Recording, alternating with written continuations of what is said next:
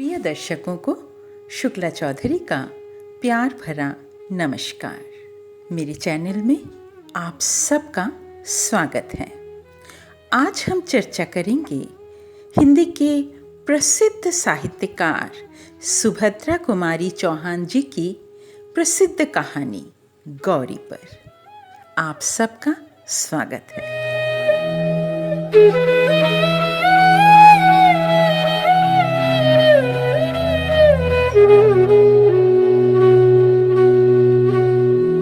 साहित्य समाज का दर्पण होता है। साहित्यकार अपनी तत्कालीन परिस्थितियों से न केवल परिचित होता है अपितु प्रभावित भी होता है और समाज को प्रभावित भी करता है। प्रसिद्ध साहित्यकार सुभद्रा कुमारी चौहान जी के समय में स्वतंत्रता आंदोलन चल रहा था पूरे जोर शोर से। स्वतंत्रता संग्राम की सक्रिय सेनानी सुभद्रा कुमारी जी ने कहानी गौरी द्वारा हमारे हृदय में राष्ट्र प्रेम की भावना का उद्दीपन किया है। इससे पहले कि हम गौरी कहानी को लेकर आगे बढ़े, मैं आप सबके साथ शेयर करना चाहूँगी सुभद्रा कुमारी चौहान जी के जीवन की थोड़ी सी झलकी। सुभद्रा कुमारी चौहान जी का जन्म सन 1904 में इलाहाबाद उत्तर प्रदेश जनपद के नहालपुर गांव में एक संपन्न परिवार में हुआ था। इनकी प्रारंभिक शिक्षा इलाहाबाद के क्रॉसविथ गर्ल्स कॉलेज में हुई। इनका विवाह खंडवा निवासी ठाकुर लक्ष्मण सिंह चौहान से हुआ।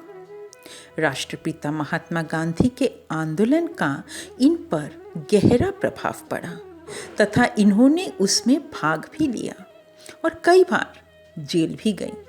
सन 1948 में एक मोटर दुर्घटना में इनकी असामयिक मृत्यु हो गई, परंतु वो पीछे छोड़ गई साहित्य के कुछ अनमोल रतन।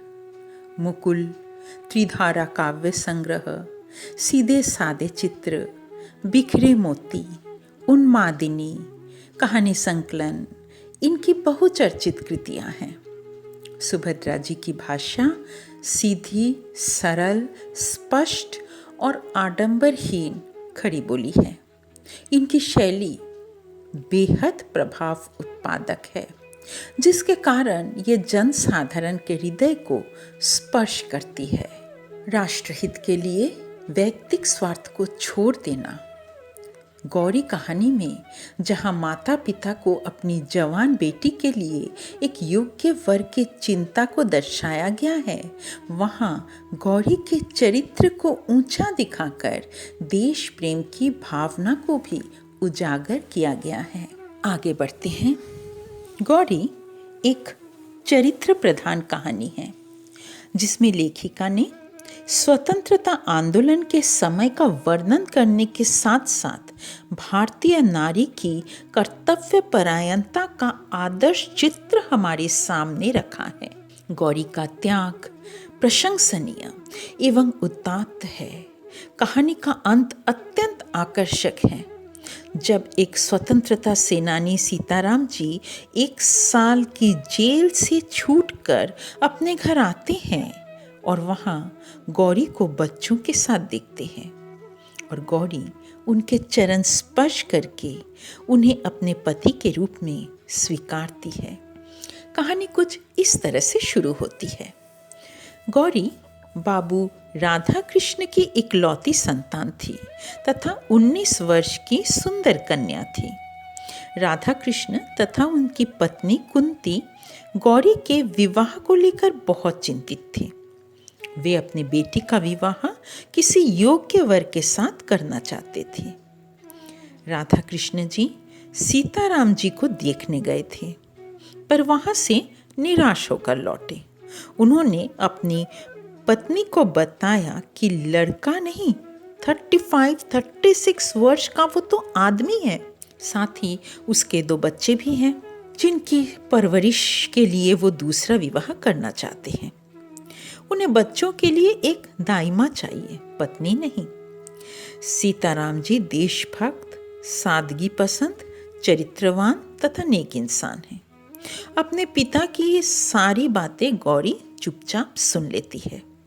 सीताराम जी जब गौरी को देखने आने के लिए बहुत मुश्किल से तैयार हुए, क्योंकि उन्होंने कहा था कि उनको आने का पता किसी को चलना नहीं चाहिए। यथा समय सीताराम जी अपने दोनों बच्चों के साथ गौरी के घर आए। बच्चे भी वहीं खादी का कुर्ता, हाफ पैंट पहने हुए थे। दोनों बच्चे प्रसन्न और हंसमुख थे। वे घर में इस प्रकार खेलने लगे जैसे कि वो उनका अपना ही घर हो। बच्चों ने अपने पिता से कहा कि वे अपने माँ को देखना चाहते हैं। गौरी को देखकर बच्चों ने पूछा, क्या तुम हमारी माँ हो? हमारे घर चलोगी ना? बच्चे गौरी से घुल मिल गए।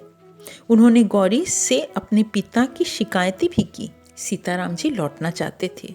वे बोले, मुझे पत्नी की इतनी ज़रूरत नहीं है जितनी इन बच्चों को एक माँ की ज़रूरत है। मेरा क्या ठिकाना, आज बाहर हूँ तो कल जेल में, क्योंकि वो स्वतंत्रता सेनानी थे। ऐसे लोगों के जीवन का ठिकाना तो होता नहीं। सीताराम जी कहते हैं कि मेरे बाद इनकी देख रेख करने वाला कोई नहीं है।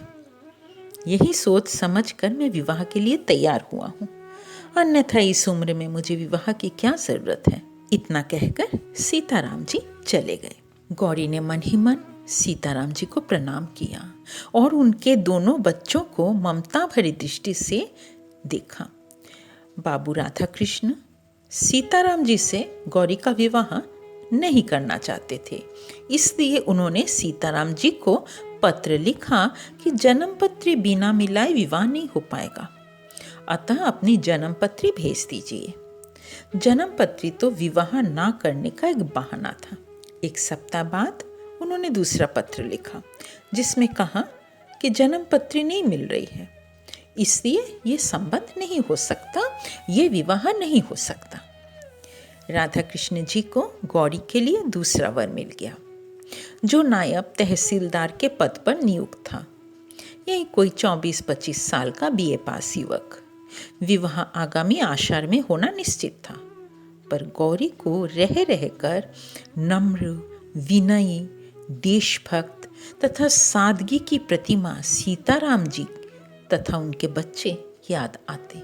वो सोचती, यदि सीताराम जी भी चाहते तो बीए पास करके नायब तहसीलदार बन सकते थे, पर उन्होंने देशभक्ति का मार्ग चुना।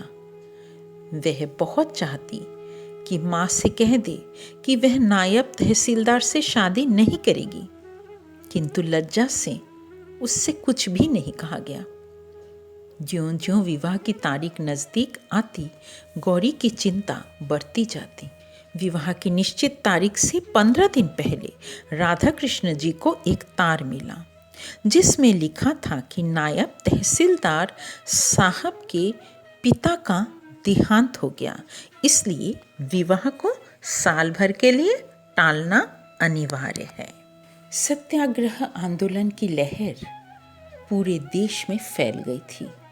एक दिन गौरी ने समाचार पत्र में पढ़ा, सीताराम जी गिरफ्तार हो गए हैं तथा उन्हें 1 वर्ष का सपरिश्रम कारावास हुआ है। यह समाचार सुनकर गौरी स्तब्ध सी रह गई। फिर कुछ सोचने लगी। उसने अपना कर्तव्य निश्चित कर लिया। वह माँ के पास जाकर बोली कि वह कानपुर जाएगी, वहाँ बच्चे हैं, उनके पिता को साल भर की सज़ा हो गई है, इसलिए मुझे जाना ही होगा।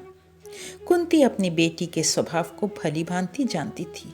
वो बोली कि अपने बाबूजी के आने तक तो ठहर जा, पर गौरी उसी दिन शाम को एक नौकर के साथ कानपुर चली गई। साल भर बाद सज़ा पूरा होने पर सीताराम जी घर लौटने लगे तो बच्चों के बारे में सोचने लगे। वे जिस कहारिन के भरोसे बच्चों को छोड़ गए थे, उसके भी 3-4 बच्चे थे।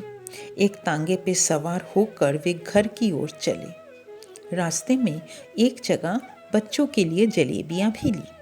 घर के दरवाजे पर पहुंचे। घर का दरवाज़ा खुला था। जैसे ही उन्होंने घर के भीतर कदम बढ़ाया, वहाँ गौरी को देखकर वो हैरान रह गए। गौरी ने झुककर उनकी पगधूली अपने माथे से लगा ली। इस कहानी में परिस्थितियों की योजना विशेष उद्देश्य से कराई गई है। मेरे प्रिय दर्शकों, ये दिखाने के लिए कि तत्कालीन समाज स्वतंत्रता के लिए संघर्ष, स्वतंत्रता संग्राम में उस समय की नारियां समान रूप से पुरुष के साथ कंधे से कंधा मिलाकर लड़ रही थी। हाँ, हर लड़ाई सक्रिय नहीं थी, हर लड़ाई नजर नहीं आती थी, कुछ लड़ाई तो गौरी की तरह भी थी। उस समय में व्याप्त समाज की विसंगतियों का सुंदर चित्रण किया गया है। इस कहानी में मुख्यतः दहेज की समस्या को भी दिखाया गया है, जहाँ पर गौरी जैसी सुशील सुंदर लड़की के लिए भी दहेज की समस्या उत्पन्न हो जाती थी। इस कहानी में लेखिका ने गौरी के चरित्र के माध्यम से स्त्रियों के अंतर्द्वंद की भावना को बहुत ही सुंदर रूप से प्रकट करने का प्रयास किया है और वो सफल भी रही हैं। यह कथानक सामाजिक, व्यवहारिक एवं पारिवारिक व्यवस्था का सजीव चित्र प्रस्तुत करता है। इस प्रकार अंत में गौरी द्वारा लिए निर्णय की घटना कहानी का उद्देश्य जीवन के नैतिक मूल्य को विवेचित करता है। गौरी कहानी में कहानीकार का उद्देश्य सिर्फ आनंद प्रदान करना नहीं है, बल्कि मंगलकारी संदेश देना भी है।